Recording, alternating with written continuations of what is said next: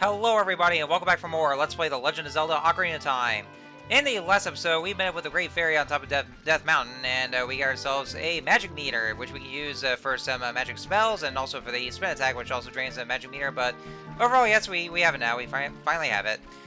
In this episode, we are going to head over to our next destination, where we need to get the next spiritual stone, and, well, actually, the next and last one that we had to do, because we have to get to, because there's just one more to find. So we're gonna head over this way, and it's supposed to be the spiritual stone of water, which is should also be called the Zora sapphire. So we're gonna go over there and get that. Oh no! Oh God damn it! Ooh, looks like you've gotten bigger and stronger already, Link. Just ahead lies Zora's domain. The Zora serve Hyrule's royal family by protecting this water source. Their door will not open for anyone except those who have some connection with the royal family. Let them hear the melody of the royal family hoots. Would you get the fuck out of here, you annoying owl? Go away! Go away! Anyway, so yeah, so we're at the Zora's River, and so yeah, and you know he does of course, well, yeah, as we already guessed, the song of the royal family. Solar tree right here, and we have another gold skull to collect. We'll go and grab that here. And so, there's actually, like, a few ways we can get across it. It's kind of a little lengthy road. But first things first, hello, there is, it's guiding some, bean, or whatever he's eating. How about some magic beans? They aren't selling very well. How about 10 rupees for one piece? Yeah, we'll, take these magic beans. So yeah, these are right here, the magic beans. We gotta find those suitable spots. So basically, like, those dirt patches that we, put the, bugs into the, in the holes for gold skull. Well, they're also used to plant those magic beans that we see around here. And so what you can see right here, after we just purchased the first one for 10 rupees, but then we're purchasing the next one for 20 rupees. So like each time you buy those magic beans from this guy, then the price will actually go up by 10 rupees. And so now, and yeah, he's been saying like how they're getting more popular, and so his dialogue also changes as well each time you get the magic beans, where like he will say like or basically with the magic beans popularity, and then it gets more grandiose as this goes on. And so because of that, then they get more expensive. So you buy more, then they'll just get more expensive because of that. But like basically what you do is with these magic beans that you plant here, first they'll just sprout to these little leaves here, and then that's about it. You can't really do anything else at the moment. And they said that you're supposed to wait until the like at some point when they become something. Well, I mean, unfortunately, in this kind of state, we won't be able to see it. Well, at least not yet, though. But that's going to take I don't know, probably several years, I would say. Yeah, but I don't know, we'll see about that. Anyways, we're gonna head up over to where Zora's domain is supposed to be. That's behind the waterfall. And yes, that was another Octorok which we have encountered before, but I never got to do the bio for that. I guess part of the course of doing 100% completion, that also means that I'm gonna be buying all the magic beans and planting those on the soil. That's basically what I'll be doing. So And well, like I said, we'll see something about that later on. But yeah, that's what I'll do with this playthrough, just planting every single magic bean. And there's another heart piece, but I was trying to see if I could find some kind of way to get to where that heart piece was, but unfortunately that doesn't seem to work at all. And I was trying to use the Kuko for that, but none of that seemed to work. So we're gonna have to come back like much later, like literally, to get that heart piece. Okay, well, I mean, I'm not really saying a figurative sense. I mean, like literally, like in game. Which, well, we'll see exactly what I mean. But for now, we need to worry about some other things. So there's another heart piece where we can actually just use the Kugo to fly over to that platform that's over there. So we can at least reach that. But the other one, yeah, we're gonna have to wait until we actually can. All right, and so what we're gonna do now is I'm gonna go ahead and play the Sun Song. And the reason I'm doing that now because I'll probably see someone on the ladder in just a minute here. Surprise, motherfucker! Oh shit! Where'd that gold skull come from? It just appeared out of nowhere. Yes. So for So you know how Ghost Cthulhus tend to appear only, well, like exclusively for nighttime? Well, there will be instances where, like, even if you're out in an area where where time will flow normally, and so it comes to nighttime. Yes, sometimes these Ghost Cthulhus will actually suddenly appear right in a place where they're usually supposed to be. But you know, they can actually just jump scare you quite a bit there. So just watch where you're at, because they do hurt quite a bit. But then that'll also be your chance to actually just destroy the Ghost Cthulhu and then nab it.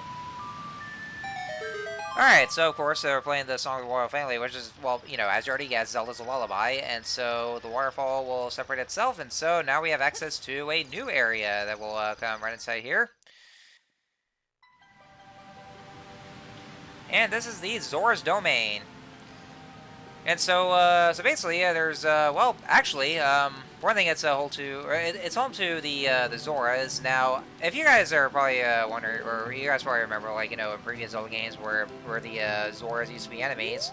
Well, and if you see those these guys over here, like that one over there, yes, I kid you not, that right there is a Zora, and let me tell you, it seems very, very weird and very sudden that if you remember those hostile, ugly-looking Zoras from previous Zelda games, and then since the shift to 3D, then suddenly they just get this prettied up kind of design here, like this right here. So yeah, you just wonder how did they go through this? Well, actually, there is an explanation to that. So the Zoras that we remember from previous Zelda games and these Zoras in this game, they're actually two separate variants in the Zelda series. They're the River Zoras, which are actually the same kind of enemy Zoras that are there from the previous Zelda games, and the Zoras that we're seeing right now, they are they're the Lake Zoras or Ocean Zoras, I would say, but either one of those two. And so so not only are they different in their design or in their appearance, but also in their behavioral patterns. Where well, actually, well, not all the River Zoras though, because like even though usually most of the River Zoras could be hostile and try to kill you. This actually does get explained in Link Between Worlds, where there's actually a number of friendly River Zoras, and apparently it was stated that even though the Queen told him to be friendly to any passersby, they just wouldn't listen to her because they're just well, because they just decided to be real assholes. Oh, what the hell is this fast here? Oh, my dear sweet Princess Riddle, where has she gone? I'm so worried.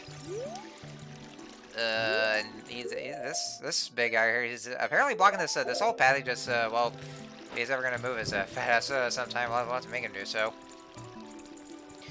But yeah, so that's basically the whole thing, or what's confirmed is that yeah, those so yeah, the River Zoras are basically the hostile ones, and so and so yeah, the lake and Ocean Zoras are they're more friendly, and so they won't attack you at all.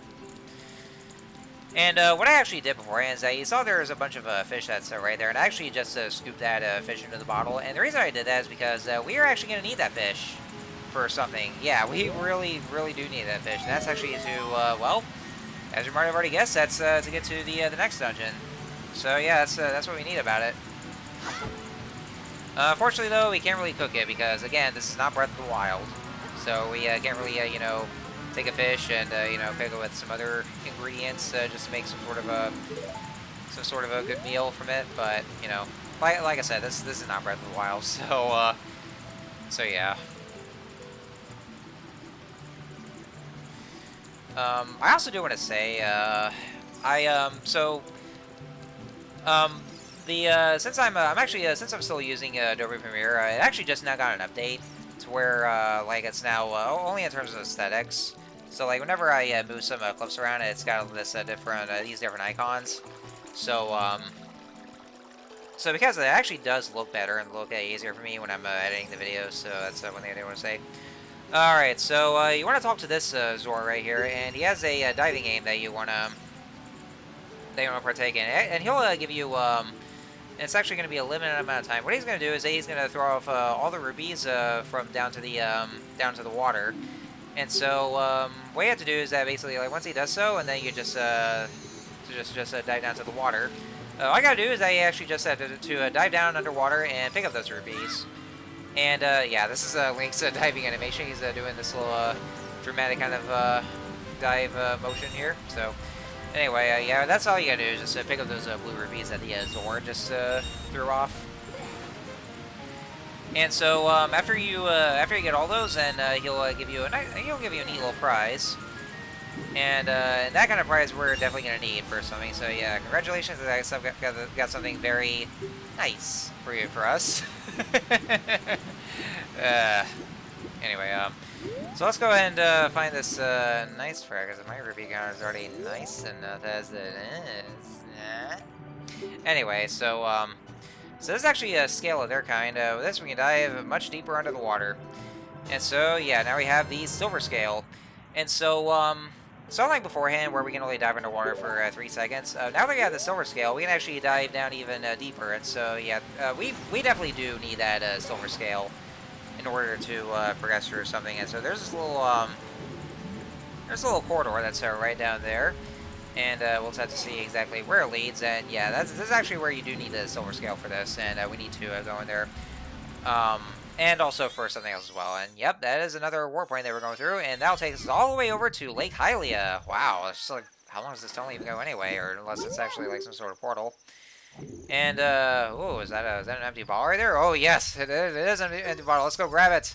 Let's go grab this wonderful empty bottle. And, yes, we got an empty bottle. Put something inside and press C to use it. What? Something's already inside? Oh. What this could be? Is that a... Could this be a message in a bottle? Did somebody send out an SOS? Anyway, so let's see what the letter says, because I mean it could be something. So let's see what this is about. Huh? It looks like there is something already inside this bottle. It's a letter. Help me! I'm waiting for you inside Lord Jabu Jabu's belly. Bye, Rudo. P.S. Don't tell my father.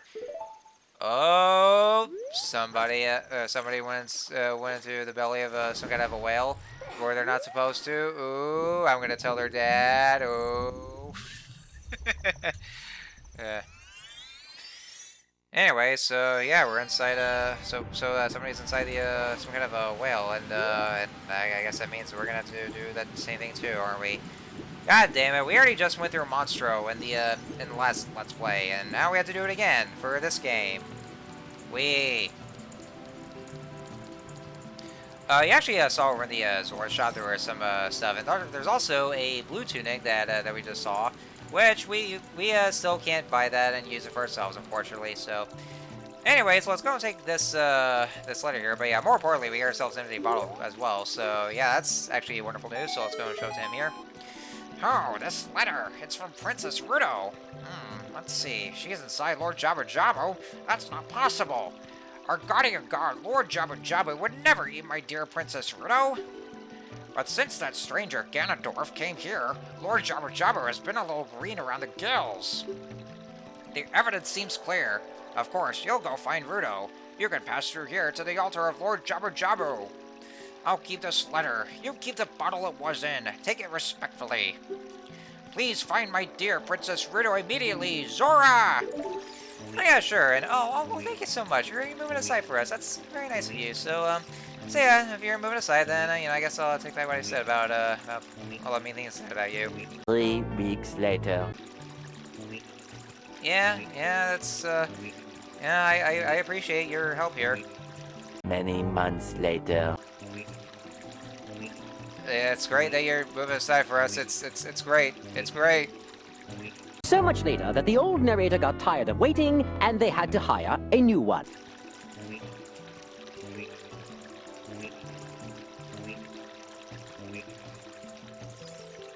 Oh, you fucking fat ass! You waited just you took way too long to move aside for us, and it took over 30 seconds for you to move. I was just sitting there the whole time. I couldn't actually just squeeze right by you while you're doing that.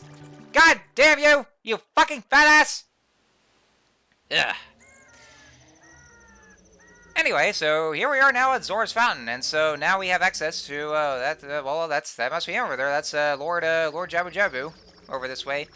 So yeah, and of course, yep, as you already guessed, that's gonna be our next dungeon. But we're not gonna go over there just yet. As you can see, that there's not very much left for the video. There's just a couple more things that we're gonna want to do before we head over. So we're gonna head up over to this land that's over this way. And first go ahead and ram to yet another tree that just happens to be right there. And and out pops another gold Skulltula. So let's go and give it a little slash here and another one. And so so I'm actually already checking in on my sub screen here. And now we have 30 gold Skulltulas, and so now we have now we can be able to have access to the next prize over in the House of Skulltula. Before we go over there, though, well, of course, I'm going to be showing that off by the end of this video, but before we head over there, let's go and bomb this wall here, because I can definitely see that there's these boulders in the way. I wonder what it'll lead to. Yeah, another one of the Great Fairies fountains. So this is where we're going to be getting access to another new spell that might actually come in handy for us, especially in well, I would say especially more so in the layer dungeons, but probably in the next dungeon as well. So we might as well go ahead and get it while we still can. And yes, hello there, Miss Half-Naked Great Fairy. I have 69 rupees, by the way. Anyways. Welcome, Link. I am the Great Fairy of Magic. I will give you a magic spell. Please take it. Alright, and so, yeah, she's giving us another one of those spells. Yeah, this is actually the second of the 3 spells that we're getting, since we already got Dense Fire, and so the next one,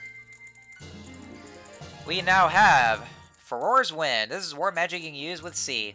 Warp when you are in danger. You will teleport to the warp point. When you first use the magic, you will create a warp point. When you use the magic again, you can either dispel the warp point you created last time, or warp to that point. Remember, you can use Furor's Wind only in dungeons that have a dungeon map hidden inside, okay? When battles, yeah, battles made us weary. We'll come back. I don't know, maybe not. Probably never. Alright, so yes, so yeah, with Furor's Wind, we'll be able to teleport whichever we can for in the dungeon, and that'll definitely come in handy for later dungeons. Alright, and so I'm back here in the House of Skulltula, and so now that we have 30, let's go and talk to him here. The curse has been broken. Thanks so much for this. And we have our reward is a giant's wallet. What a huge wallet! Now we can carry up to 500 rupees. And I do believe this should be the last of the wallet upgrades that we have here. So yeah, we actually got it pretty early, I would say. It's not like later. So yeah, so that's all done. And so I think this is where I'll go ahead and call an episode here. So, next time on Let's Play Ocarina of Time, we are going to, I almost said Link's Awakening, like, even though we're not really playing Link's Awakening anymore, we're done with that game. Anyway, next time on Let's Play Ocarina of Time, we're going to head over to the belly of Lord Jabu Jabu and see if we can find Princess Ruto and hopefully get the final spiritual stone. So until then, see you guys later.